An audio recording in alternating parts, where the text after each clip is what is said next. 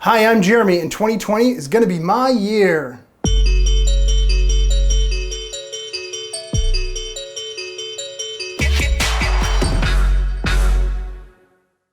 Thank you so much for joining me here today. In this series of tutorials, we're going to recreate a shot I did for a recent project and take that right from concept all the way through to final compositing. So you'll have a complete shot and the entire workflow and pipeline in between. I also have a Patreon page, and this is where I'm going to plug that. There you'll have access to this entire series end to end when the final episode is released. You'll also be able to download free Cinema 4D project files and After Effects project files if you'd like to follow along and try this out. All for the low price of a cup of coffee. And if you haven't already, be sure to like, share, subscribe, ring the bell, all that bull, because you want to be ready and here when the next video in the series is released. So in this episode, we're going to pick up where we left off with Jeremy. All right, in the final part of our series here, we're going to go through the compositing of the shot. Now I'm actually going to use the render of my the actual shot that I made, but using all the techniques that I've laid out up to this point. That's how I got here. You can see now that we're in this, if I jump ahead, you could see how these chains are starting to wrap around each other. There's actually like a hero chain that's moving up through the shot. So there's like these hero chains moving up through the shot, and they have these other coiling around, and you can see how those are falling out of focus. But let's go through and actually start this composite from scratch, and I'll show you how I get to my final look. All right, so starting with our blank canvas, what I'm gonna do is, this is the shot's EXR file, and I pulled this out of the passes folder that I set up on the render. The reason I'm using this one is this has all the built-in passes that we subscribed to while we were setting up our render. What I'm going to do is just bring this right in here. My comp settings are 24 frames per second, and my shot is at 24 frames per second. If this comes in at 30, what you could do is right-click and go to Interpret Footage, go to Main, and you could change this frame rate right here where it says Assume this frame rate. I put 24, therefore it's 24. So we start with this just completely black image sequence. It's not showing anything, and you're wondering, did I set up my render incorrectly? Hopefully not. What you're going to do is open up the extractor effect and drop that right onto your layer. And what extractor does is uses the EXR in the extractor here. It uses those EXR files and pulls out those different passes that we set up. So if we start with the beauty, for example, and click OK, you're going to tell it to look at the beauty layer of this EXR file. And what I could do is, I'll turn that down a little bit. What I could do is scrub through and see my image sequence is there in its entirety. What I'm going to actually use is the denoised beauty, and that's just going to clean it up a little bit more. You could also use a back-end denoiser. I do not have the best denoiser on this machine, so I'm just going to use the built-in denoiser from that denoise pass. What I'm going to do is change this file name to beauty. Then I'm going to duplicate this and change this one to light ID 3. And we'll duplicate that and change this to Z depth. And we'll shut all of them off. The second one we're going to go with is light ID 3. I'm just going to get these set up properly. I'm going to go into layers, choose light pass 3. And that's just that overall lighting. When I actually set up my scene here, I had an HDRI in the scene, and that is what is giving me the rest of this ambient global illumination. But I want this light ID 3 as just to hit these highlights. So what I'm actually going to do with the render is flicker this in a way that it just gives a little pulse to the overhead light. Finally, I'm going to solo out my Z depth, and we're going to change that to Z depth. And you can see now how I had this set up originally, where those grays are kind of falling off, or are showing what is close to us, and then all the white falls off to nothing. And we'll see how that is used in a moment. So using my beauty layer as a base, what I'm going to do is start with that flicker that I was telling you about. So my flicker here I don't want it to be that crazy. I might want it at like 20% opacity. And I can see how that's just giving this super, super subtle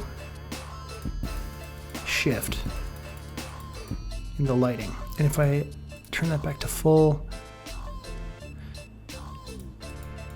it's just a little bit of lighting. And in fact, what I'm going to do is go to mode and switch that to add. And that's just gonna enhance those highlights on my chains. And I want this to flicker like this as the shot goes on. So what I'm going to do is at the start of my timeline, I'm going to set a keyframe on opacity. I'm going to right click and toggle hold keyframe. And I'm going to go forward 4 frames. 1, 2, 3. And turn that up to 25%. And I'm going to go forward 4 more frames and turn that back down to 20. Now it's saying, you know, it's going from 20 to 25 to 20. And because they're hold keyframes, it's just going to switch when it gets to that. Now what I'm going to do is alt click on the stopwatch, and I'm going to type in a very simple expression called loop out. So that's L-O-O-P, it's right here, capital O-U-T, and then open and close parentheses. And what that's going to do is repeat that over and over again, this loop of 0 to 25 to 0 to 25 to 0 to 25. And it's just going to give us this flickering effect as the render goes on. The next thing I'm going to do is bring in this lingering fog asset that I purchased over at Action VFX, and they have the best stock assets. What I like to do, I use this in a ton of renders. What I like to do is just use this as kind of like an ambient noise. So what I'm going to do is just kind of scale this up here, place it in some sort of interesting way, and this is where our Z depth is going to come into effect.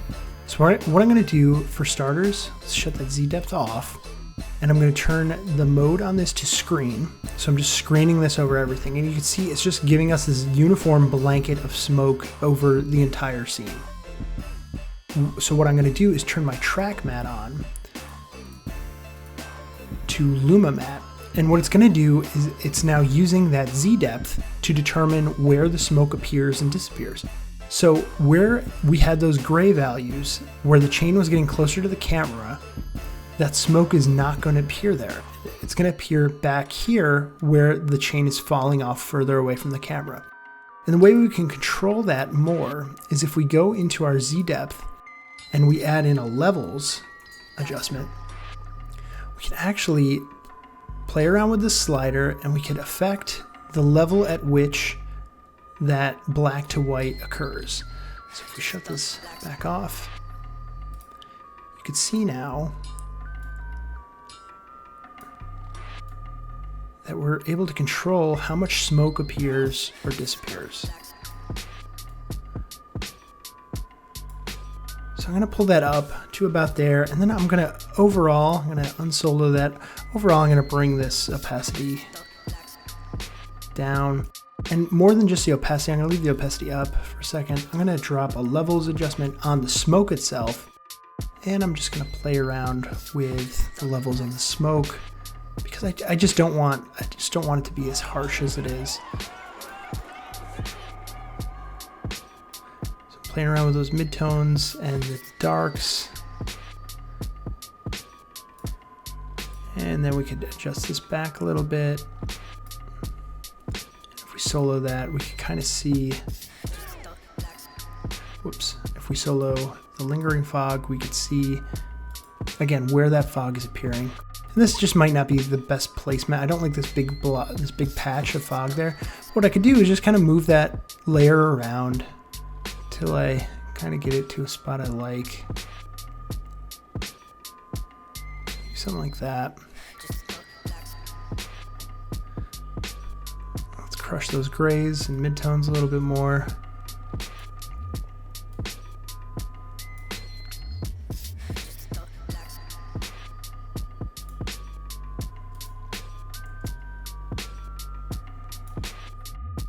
Get it to a point that we kind of are happy with. We'll unsolo that. Now we'll adjust the overall opacity of it and just bring that down just a tick, maybe like 50%. And we're building. And that's all we're going to continue to do, is we're going to keep building more and more as we go. So the next thing I like to do is I want to get rid of this very digital look that, you know, comes right out of CG. So what I'm going to do is add a new adjustment layer. And I've done that with, I believe it's Control-Alt-Y. You could also do this by going to Layer, New Adjustment Layer. And yes, it's Control-Alt-Y.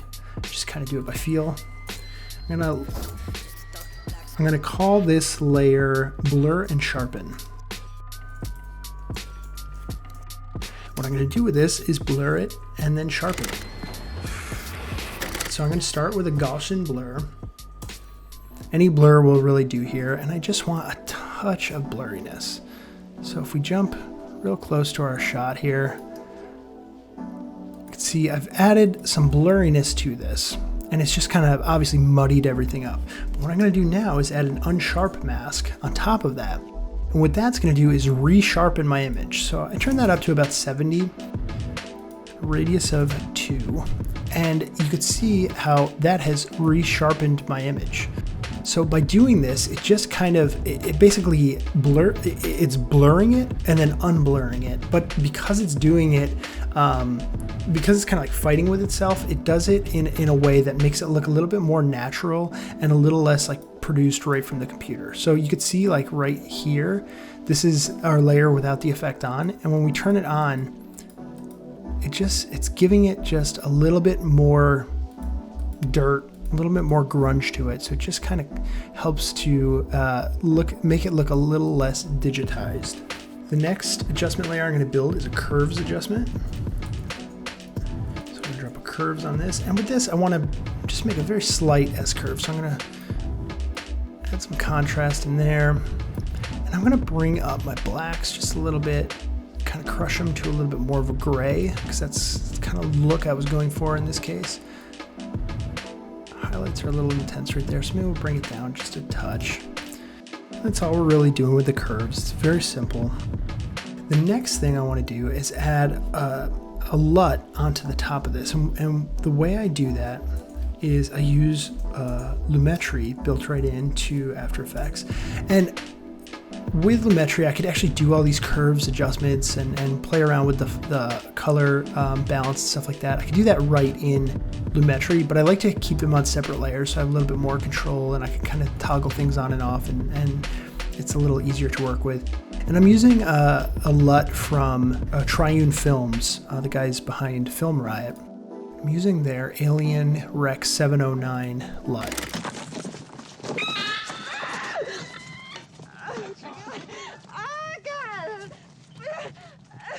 It's giving me these nice blue tones, and I can play with the intensity in here. I can also keep that right at 100, and I could, because it's an adjustment layer, I can play with the opacity, and that will affect that as well. I'm going to do it right in the opacity just so I don't have to play around with Lumetri too much. I just kind of have that as a holder.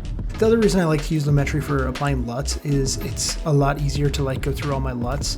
The other thing you could do is you could use on your layer, you use apply color LUT as an effect. It's fine, but the reason I don't like it is because if you apply that, it brings you right into your file browser, and then you have to like jump into your file browser to change it, where Lumetri allows you to kind of just rapidly jump through, change. Maybe I want to go with like a warmer feel. I don't. I want to go with this cool alien blue.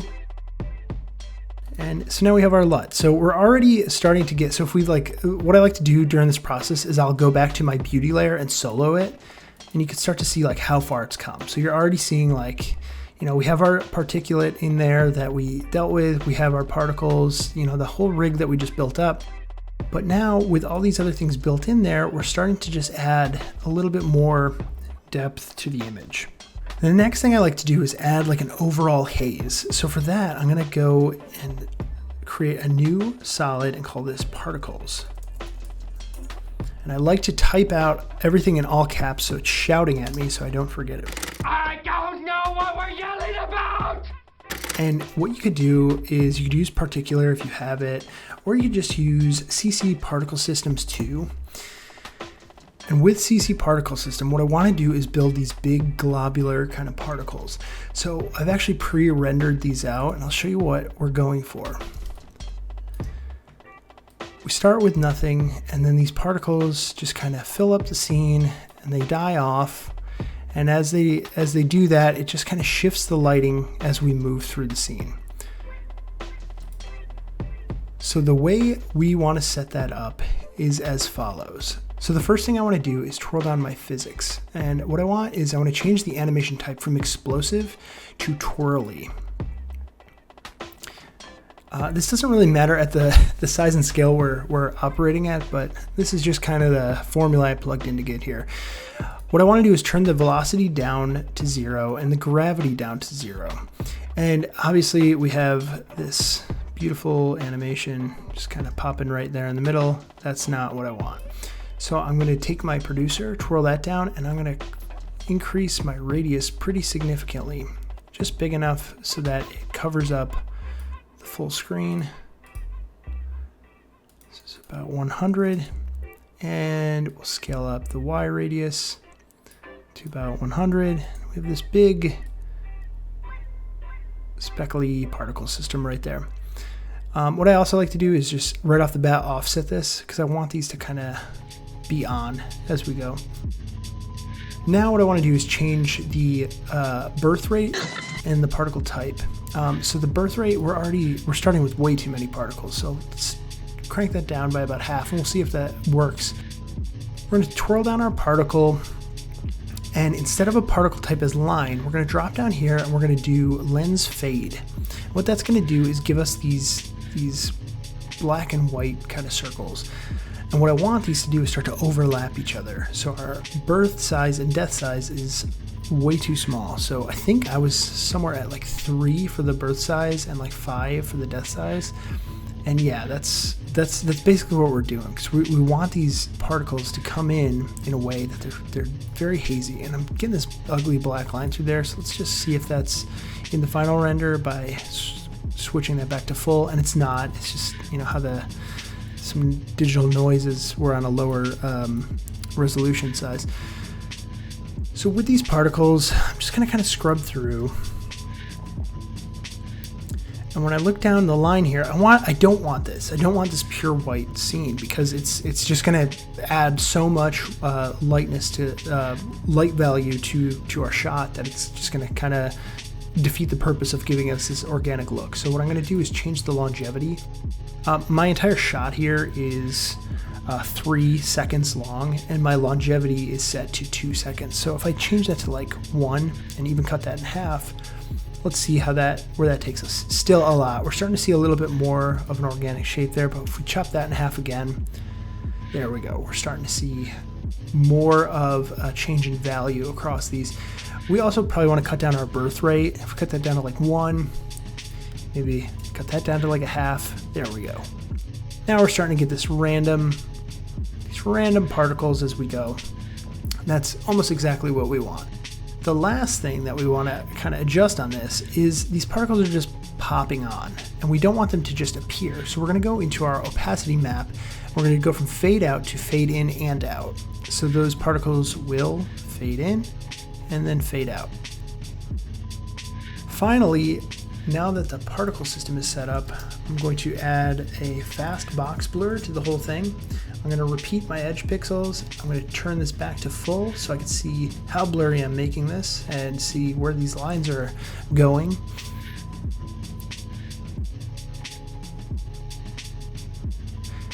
And I'm going to blur the heck out of this. I'm going to blur that to about 135. And now what we have is this nice organic moving overlay. I guess you could do this like a fractal noise and you're just driving it off the evolution. It's probably a lot lighter, but I actually like setting this up with a particle system. So the two options you have right now. One is we could just drag this right in our layer stack where we want it, which in my case is I want it right over my Z depth. I want to switch this to add, but this is going to be a very heavy render because it's going to be rendering and blurring these particles as it's chunking through. So what I actually like to do is I pre-render out this effect. I solo it, render this out just as a normal MOV file, and then what I do is I'll switch this off and then I'll bring that back in, switch it to screen, and then I bring the opacity of this way down to like 10. And it's very subtle, it's a very subtle effect, but if we tag that on and off, what we're gonna see is this organic movement in the lighting and a shift in the lighting as everything advances through the sequence. The next layer of detail that we're going to add on to this is this glare layer. This is a light leak that I got from a light leak pack some time ago. I actually don't remember where I got it. I've used it for so long. And what I want to do with this is just add like an organic lens shape on top of everything. You can see there's a reason why I'm kind of stacking the layers as I am. Basically at the bottom of this is our base. We have our light that's kind of flickering over that. Then we have our smoke over the whole thing. Now we're starting to build in like our lens and lighting effects on top of that. So what I'm going to do is grab this glare. What I'm going to do is grab this glare, drop this in. I'm going to scale this way up. And I'm going to, right off the bat, right click, go to time, freeze frame. That's going to set this keyframe point. And I'm just going to scrub through this and get to the frame that I would like to overlay. In my case, I used frame 1804.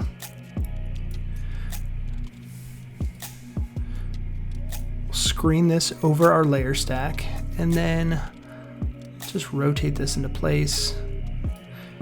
Just kind of place this in a way so we have some highlights. You know, our light source is coming from this direction. So we have this big, what I liked about it is these lights that are kind of, you know, if our light source is over here, I'm trying to think of how this light would be hitting our camera lens.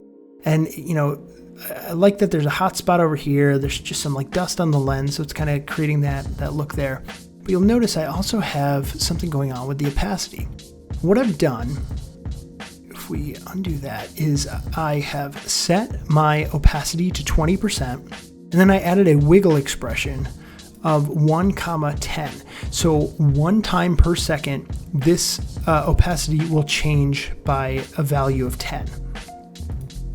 So again, what this is doing is giving a similar effect of our particles in that it is fading in and out in an organic and kind of random way. And it just adds a little bit more life to our very digital scene, gives it a little bit more imperfection, and helps us to kind of bring all of this together under one unified look.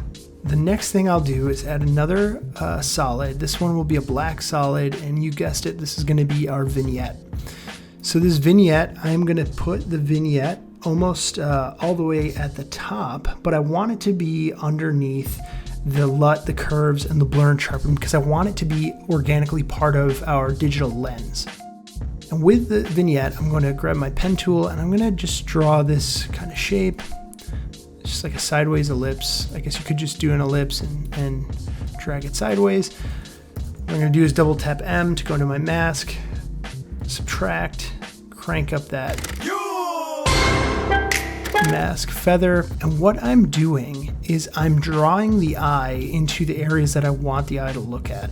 So I want the viewer to watch these chains move up in this direction. So I'm just kind of darkening these outside areas, and I'm going to bring this down to maybe like 20%. I don't want it to be too noticeable, but I don't want it to not be there because I don't want to miss out on the central focus of our shot because there's too much light value in these other areas. So that just kind of knocks it down just a touch. And it's underneath this LUT layer because I don't want it to be just this pure black. I want it to be affected by this blue, this overall color tone that we're going with. My second to last effect I'm going to apply on top of everything. This is going to be another adjustment layer, and this is going to be a noise. And I'm just going to type in noise and add that right there. And what our noise is going to do is just kind of just gunk everything together just a touch. Very, very fine. I put it on 2%. There's a very, very fine noise in here. You might even be losing it in the YouTube compression, but it's just going to help kind of blend everything together in a natural way, or a more natural way than just like this digitized thing that we did. And then finally, the last thing I like to do is add one more adjustment layer called Motion Blur, and I use a plugin called Real Smart Motion Blur. And I'm just going to drop that, and I'm dropping that over my light that's flickering and my beauty pass. I don't want it to affect my Z depth and the smoke, and I don't want it to affect the particles or especially the lens effects, because I'm kind of tricking our eye into seeing this motion occurring just in our chains here and not in like all the layers of lensing that we built. And that's it. That's our entire comp stack. It's a simplified comp, but that's typically the direction I would start to head into compositing like this. Last thing we'll do is we'll go to export, add to our render queue, and what I like to do is render this out in QuickTime, and I like to render this out in Apple ProRes 4444 so we preserve a lot of our color detail. Save that out and hit render. And there's our final render. That's how I did this whole shot, from the modeling of the links right in Cinema 4D to building out that scene with MoGraph, to then incorporating X particles to add a little bit more natural organic feel to the shot, how I textured and lit it, how I rendered it, and then how I brought it into comp and did a basic compositing job on this to get us to this final look and feel that we're going for. Now, for the overall course of this project, I'll definitely be adjusting these things as we go, but I just want to give you a little insight as to what my workflow is and how you could start to incorporate some of those principles into your own. Thanks so much for watching. I really do appreciate it. Please do comment down below. I read the comments all the time, and they do influence the content that I'm putting out for you guys, and I love the feedback.